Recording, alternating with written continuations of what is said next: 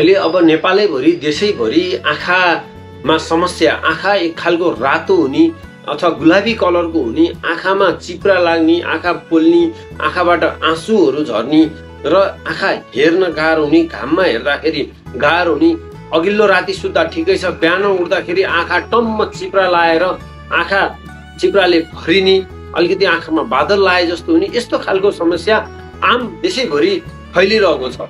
र यसलाई भाइरल कन्जन्क्टिभाइटिस अथवा कन्जन्क्टिभाइटिस एपिडेमिक रूपमा फैलिएको एउटा फ्लू, कन्जन्क्टिभाइटिस फ्लू, आँखाको रोगको फ्लू, जस्तो यहाँहरूलाई सुन्नुभयो होला स्वाइन फ्लू होइन, कोभिडको फ्लू भए जस्तै यो अब आँखाको फ्लू एकदमै आम मानसमा सम्पूर्ण समुदायमा फैलिएको कारणले, यसरी फैलिएको कारणले गर्दाखेरि आँखाको फ्लू बढेर गएको छ।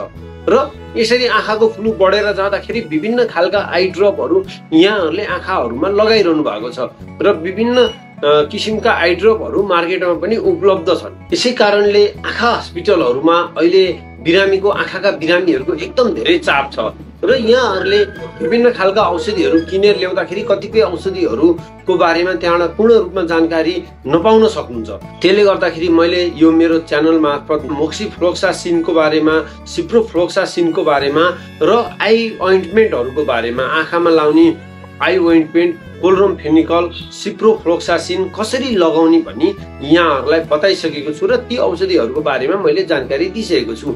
आज अहिलेको बेलामा डक्टरहरूद्वारा धेरै प्रिस्क्राइब गर्ने औषधि भनेको मोक्सिफ्लोक्सासिन एकदम धेरै प्रिस्क्राइब गरिन्छ। मोक्सिग्राम, सेन्टफ्लक्स, मिलक्स, अरू कुनै पनि हुनसक्छ, मैले देखाइरहेको छु आई बटनमा, यहाँहरूले हेर्न सक्नुहुन्छ यसको बारेमा। यी दबाईहरू धेरै चलाउँछन्। त्यसपछि अर्को ओफ्लोक्सासिन, यो ओफ्लोक्सासिन ट्याब्लेट फर्ममा पनि आउँछ र यो आई ड्रपमा नि आउँछ। आज यही आई ड्रप ओफ्लोक्सासिन, मार्केटमा धेरै किसिमका आई ड्रपहरू छन्, तर ओफ्लोक्सासिनका पनि विभिन्न खालका ब्रान्डहरू छन्। विशेष गरेर नेपालमा एक्जोड, ओक्विन, एक्जोसिन लगायतका आई ड्रपहरू पाइने गर्छ। एन्टिबायोटिक आई ड्रप हो यो, यसले ब्याक्टेरियाहरूलाई, हाम्रो आँखामा हुन जाने ब्याक्टेरियल इन्फेक्सनलाई मार्ने गर्छ। यसले ग्राम नेगेटिभ, ग्राम पोजिटिभ सबै खालका ब्याक्टेरियाहरूलाई मार्ने गर्छ। त्यो ब्याक्टेरियाहरूको इन्जाइम ग्यारेजमा इनिबिट गर्छ र यो ब्याक्टेरियाहरूको डिएनएलाई डिस्ट्रोय गर्छ, नष्ट गर्छ।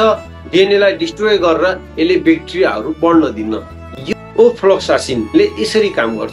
ओफ्लोक्सासिन हामीले राख्दाखेरि दिनमा कति पटक राख्न सकिन्छ भन्ने कुराहरू मुख्य हुन सक्छ। यहाँहरूको डक्टरको प्रिस्क्रिप्सन अनुसार नेपालमा हामीले मोस्टली डक्टरहरूले यसलाई एक थोपा एक घन्टामा पनि राखेको चलाएको देख्छौँ। दुई थोपा दुई घन्टामा, नत्र भने दुई थोपा 4 पटकदेखि 6 पटकसम्म पनि लेखेको देख्छौँ। बिरामीको सिभियरिटीको आधारमा डक्टरहरूले यसलाई त्यही अनुसारको लेख्ने गर्नुहुन्छ। र यो औषधि राखिसकेपछि यहाँहरूलाई के त्यस्ता साइड इफेक्टहरू पनि हुन सक्छन्। हरेक औषधिको साइड इफेक्ट हुन सक्छ। अब यो औषधिको पनि यहाँहरूलाई आँखामा राखेपछि साइड इफेक्ट हुन सक्छ।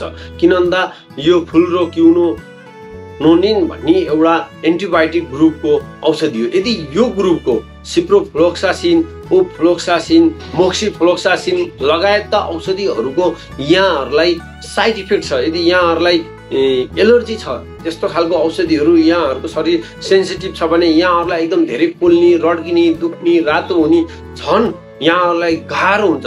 सामान्यतया यो एन्टिबायोटिक हालेपछि सामान्यतया चर्र यहाँहरूलाई पोल्ने गर्छ र यो आस्ते आफै ठिक भएर जान्छ। तर यो औषधि राख्दाखेरि यहाँहरूको पोले गर्यो, यहाँहरूलाई अप्ठ्यारो भएको गर्यो, झन् रातो भयो, धेरै चिलायो भने यो औषधिहरूले यहाँहरूलाई साइड इफेक्ट गरेको हुनसक्छ। त्यसले गर्दाखेरि यहाँहरूको आई स्पेसिलिस्टसँग यसको बारेमा कुरा गर्नु हुन यहाँहरूलाई रिक्वेस्ट गरिन्छ।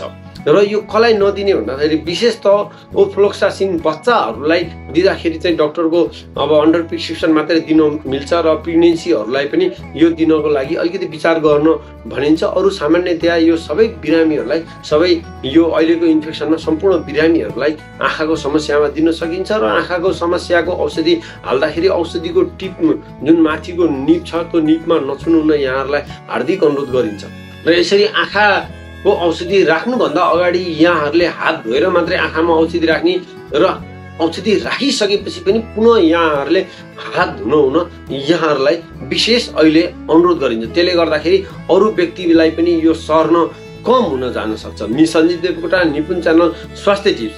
गाइज, यदि यो भिडियो यहाँहरूलाई इन्फर्मेटिभ लाग्यो भने यो भिडियो लाइक गर्दै सेयर गर्न र कमेन्ट पनि गर्नु हुन यहाँहरूलाई अनुरोध गर्छु। यस्तै औषधि तथा स्वास्थ्य सम्बन्धी सिम्पल तरिकाले यहाँहरूलाई इम्पोर्टेन्ट कुरा सठिकमा जानकारी दिनको लागि मेरो निपुण च्यानल स्वास्थ्य टिप्स सब्स्क्राइब गर्न, बेल आइकनलाई दबाउनु पर्ने यहाँहरूलाई रिक्वेस्ट गर्दै फेरि अर्को आई ड्रपको बारेमा म तुरुन्तै भिडियो यहाँहरूलाई पस्कने छु। त्यति भन्दै आजलाई बिदा हुन्छु।